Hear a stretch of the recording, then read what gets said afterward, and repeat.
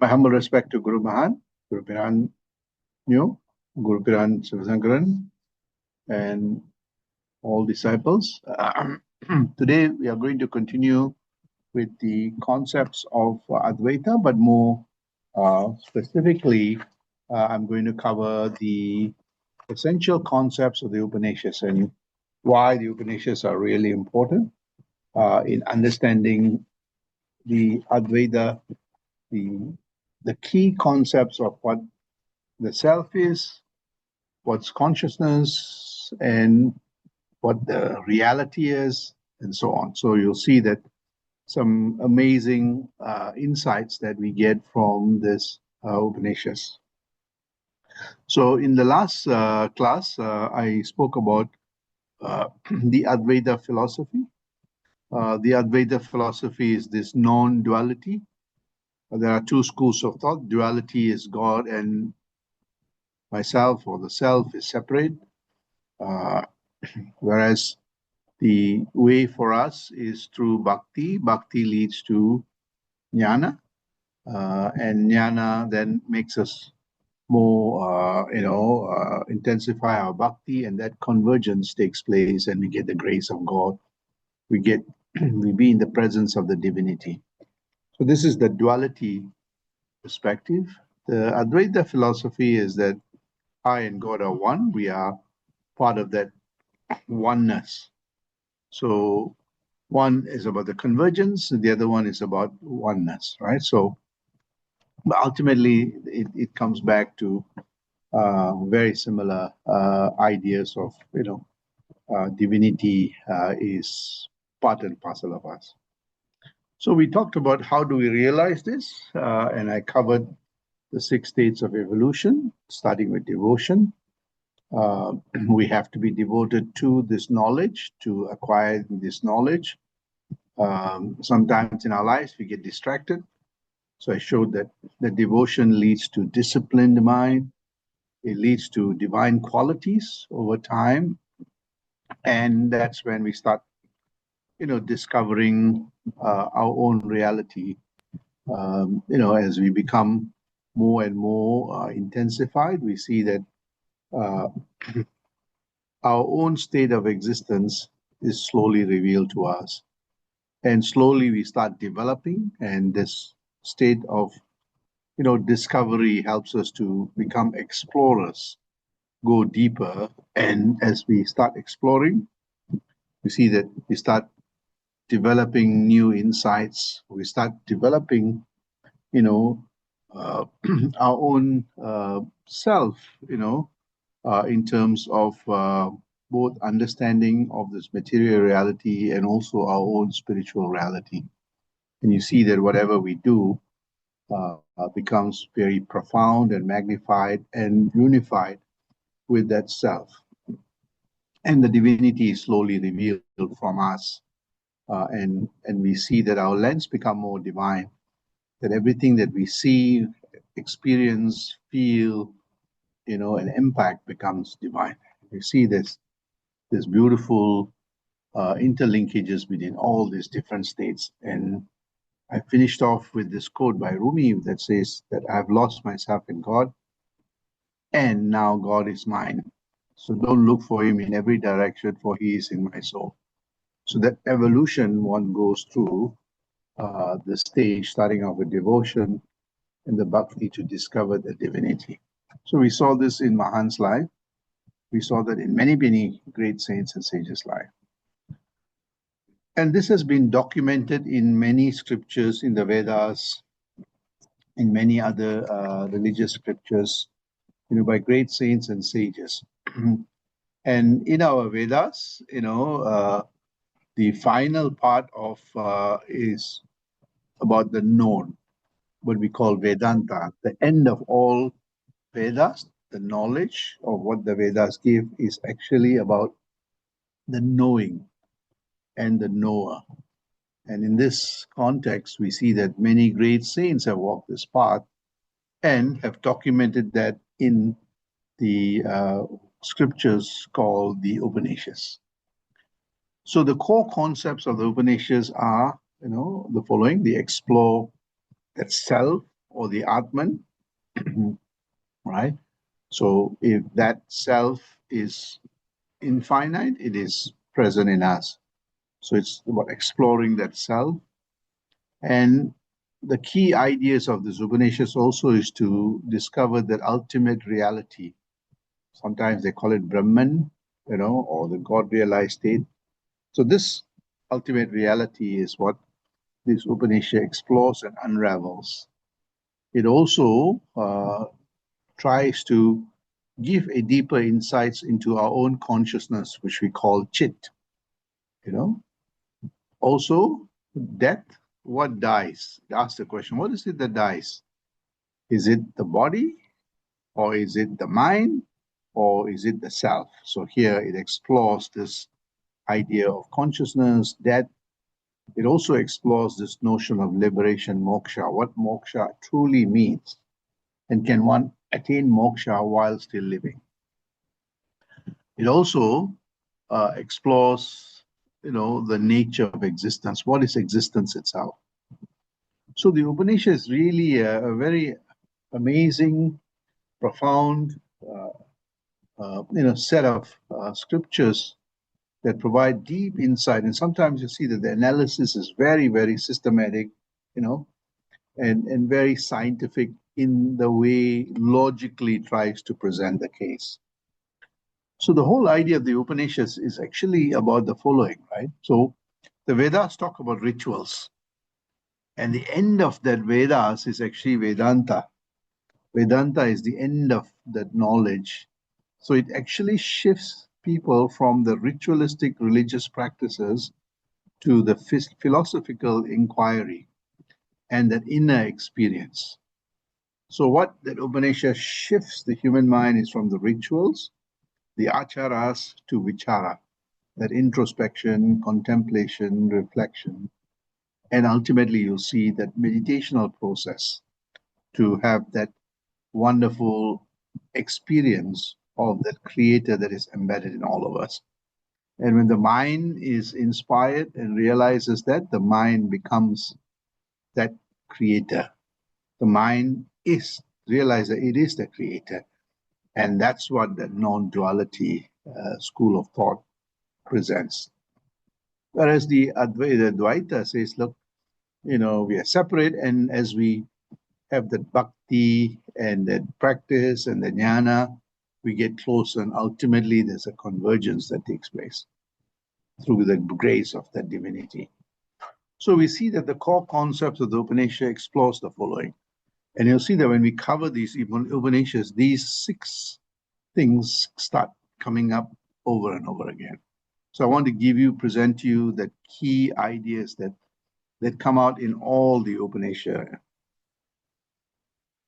There are about 3 main areas of the 3 main Upanishads. The first one is called the Principal Upanishad, which has close to, Katha Upanishad, Isha, Kena. All these Upanishads are the principal Upanishads. Then you have more minor Upanishads, which, Yoga Tattva Upanishad, Hamsa Upanishad, Sannyasa, it's about renunciation. That's also an Upanishad. Then it also has things such as the Shaiva and Vaishnava or the Shakta traditions. So again, this tend to have a kind of a sectarian or a kind of a practical emphasis rather than kind of abstract and kind of very metaphysics in its presentation. Right? Whereas the Principal Upanishad gives you a very philosophical, deep understanding of the creator, the creation, the creative process, and so on. And then you have the third type of Upanishads, which is related to some of us, is actually the yoga or the tantra-based Upanishads. This is where in the Upanishad it talks about chakras, the 7 chakras. So there are Upanishads that speaks about the chakras. There is a specific Upanishad called Kundalini Upanishad. This is something that many of us practice, or those in that G.P. Mahan's tradition practice this. And Swamiji himself kind of had that little bit of tantra base, practice. And so I was not surprised that it is one of the Upanishads that actually describes that life force, that creator that permeates and reverberates as our Kundalini or life force. It also speaks about meditation, Kundalini yoga, different meditations to give that the mind to be quiet, silent, and gives us good insights into the self. Of course, there's also Hatha yoga, which is actually your asanas that gives certain posture to the body, and these postures tend to stimulate various important hormones. Ignites the Kundalini force, and sometimes ignites those chakras, or magnify the stimulation of the chakras, so you can feel the energy field. So, so this yoga tantra based Upanishad is actually to give you that experience of that creator that manifests as our life force. So we all use our life force, life force in a kind of a natural way. But this teaches us to focus the mind on the life force, to feel that reverberation, vibration, so that these reverberation vibrations neutralize the mind from frivolous and the material thoughts, to give us that peaceful and sublime phase. So these are documented philosophical, traditions, and also the practice in many of the Upanishads. So as we go along in this journey, we will unravel slowly, one by one, insights of those Upanishads. So, so to understand this, we need a whole life to be able to devote to this, seeking this knowledge. And that's where the devotion is very important. Devotion is not to a particular person or a guru, but it's actually to a teachings of an enlightened guru. So this is what the Upanishad is. The Upanishad also actually means a very important meaning. Upa means to sit closely to that great divine enlightened person. Upanishad means to sit very closely to a enlightened person, and in that bond there is that spiritual osmosis that percolates from that enlightened teacher to the disciple that has a lot of queries and a lot of questions. And over the period of time, that spiritual osmosis also enlightens that disciple to become a Mahan. So this is what that Upanishad is. And there are, the principal Upanishads that teaches that oneness between the guru, the disciple, and the creator. And there are other minor ones, smaller ones, that actually teaches us how to keep the body healthy, how to not overindulge in things, specific disciplines, the Shaiva, Vaishnavas, or also take a yoga tantra approach of practicing the various power centers in our body that impacts our endocrinal system, that impacts our metabolism, and also impacts our happy hormones, the hormones that keeps us inspired, happy, and so on. And of course, the posture, which is Hatha yoga, that each posture stimulates part of our body, including our endocrinal systems, to harmonize that energy field in our body. So this is the kind of giving you an overview of that Upanishad. And what that Upanishad actually talks about is the different conscious state of our existence, right? So here it talks about, the state of what they call Jagrat, or waking state, the state where we engage the world, in our day-to-day activities. We engage, when we wake up, we engage, most people will either say prayers or meditate. Most people now today, the moment they wake up, they see their mobile phone. The day they're going to sleep, they see their mobile phone. When they are, busy with their day-to-day, it's always the mobile phone. So life has changed significantly. So nevertheless, this state is spoken about as the waking state. You see, this state where we engage this external world. The second state, actually, in the Upanishads speaks about, by the way, the first waking state, we have all the sukha dukkha's that impacts us, and sometimes the mind is so caught up in this waking state that is turbulent. And the great saints and sages in the Mahans know how to decouple from the sukha dukkha cycle, but most ordinary people get caught up by it. So they are impacted by both the sukha dukkha cycles. When it's really good, they feel so happy and exuberant. When it comes down, they become more, sometimes sad, sometimes disappointed, and so on. So this waking state has a lot of interesting things that happens in our lives. The second state is actually what we call swapna state, which is actually the dream state, where the consciousness goes inwards, okay, and engaging with impressions and memories. So you see that sometimes when we go to bed, we dream about all kinds of things. And we see that although the mind is gone inwards, not observing because all our sensory organs are asleep, it's observing inside, and it's observing that residual thoughts. Not always you go straight into sleep. If you're meditating for a long time, you can straight go into you bypass the dream state or the swapna state.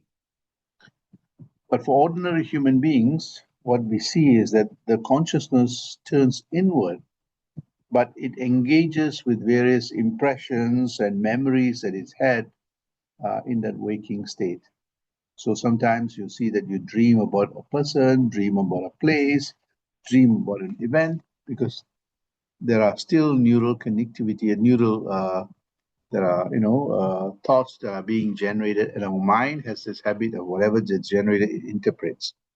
And we see that, in this state, that residual thoughts lead to sometimes looks very real, but actually it's a dream, right? So the impressions and builds those memories. Although most of the time these days I have dreams, but sometimes you don't remember that dream. But if there are really profound, we see that when it's deeply entrenched in us, we see that sometimes the thoughts come up as residual thoughts, and we get all kinds of dreams. The other kind of a state is actually what they call the susupati state, which is deep sleep state. This is where there's complete silence or lack of no awareness of this external world, right? It is actually part of the state of our potential consciousness. This is the state that sometimes, absolute silence, all our bandwidth becomes more and more quieter. And you see that, the power of our bandwidth really intensify. And that bandwidth enables us to go deeper, goes deeper to unravel that the most subtle things that exist in us, which is our own soul state or that divine state, which is absence of the materiality. The mind, which is inspired by this, is able to see, I am not a material mind. I'm far greater, and I am that creator, right? So that experience, that deep sleep, uh, leads us to the realm of absence of materiality.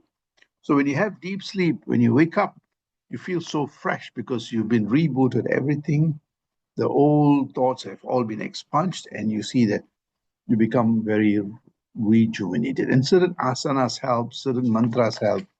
Right? And the last state is actually the Turiya state.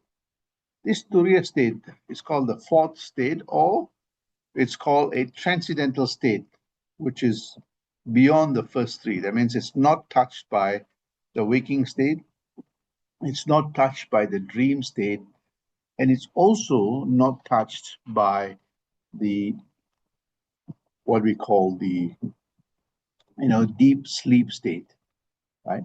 And this Turiya state is you are aware of it, because in the deep sleep state, most often the mind is completely sleeping, or you don't feel anything, and suddenly you wake up. But in this state, what you see is that although the body and the mind and all the apparatus are asleep, you see that there is a component in us that is transcendental to the first three states, which is waking state, dream state, and the deep sleep state. So this we call pure awareness or the self-realization. And this is actually covered in the Mandukya Upanishad. It talks about this fourth stage, which is actually our transcendental state, where we have pure awareness and self-realization. Right? So this is covered in the Mandukya Upanishad on verse 7. So we see that the Upanishads actually explains these different states of our own existence. And if we understood it very well, we are able to manage it really well. The only problem is that most people don't have that intensity of introspection, contemplation, reflection, and meditation to enable that mind to have that bandwidth to go subtler and subtler. If the bandwidth is fully utilized, the mind becomes very gross, and the way it interacts with the world also can be quite gross. But when the mind is actually bypassed the waking state, dream state, and deep sleep state, enters the fourth stage with the Turiya state, it attains that transcendentality. Though operating in the material world, you're not touched by it. So this is what we see, that the absolute Brahman, right, is actually at the cosmic level, the Brahman is absolute. But at the individual level, the subjective side of our human existence is, we see that in the human existence, the following that we have is that, so one, at the cosmic level, the Brahman is absolute. But at the individual level, it manifests as the subject, the pure Atman, right? Finiteness, or a small measure, the infinite is infinite. So at the cosmic level, it is Brahman or the absolute. At the individual level, it's actually the pure self or the Atman. And when the mind realizes that, this is what we call the Turiya state, right? The second one is actually, sometimes they call it Ishvara cosmic consciousness or the creative spirit. So again, this manifests as our individual self. So at the cosmic level, it is actually the universal cosmic, the creative spirit. But at the individual level, it is actually our individual self. So this is, all of us carry this, and sometimes it's called, the form is actually Karana Sarira. That means our causal body. Somebody speaks about this causal body. And we experience this in our deep sleep state. We have these dreams. The deep sleep, absolute, everything is very quiet. And that is actually our intellectual self, or the Karana Sarira, that, the scriptures talk about the causal. The third aspect, which is actually what the scripture it has, is that it's called the Hiranyagarbha universal, or the mind world spirit, or you can call it the body-mind state. So here again, at the broader level, we see that, universal minds world spirit. You see, sometimes our mind inherits from that cosmic intelligence and the DNA. That's why there is this longing to go back there, with samadhi. So you see that this one is actually the mental self, and we see that this is actually the what we call the swapna dream. It's a dream state. So I'm unraveling to you the third step. And the last one is Virit Cosmos, or that the bodily self. And here it talks about the stula body, the sharira, the gross, and the physical body. And here it is that it talks about that wakefulness state. Right? So we see that, this 4 different states of consciousness is explained in a simple way by the great Upanishads. So I just want to prepare you that all these terms and the words that I'm going to use will help you later on to go deeper. Sandosham, I'll stop here.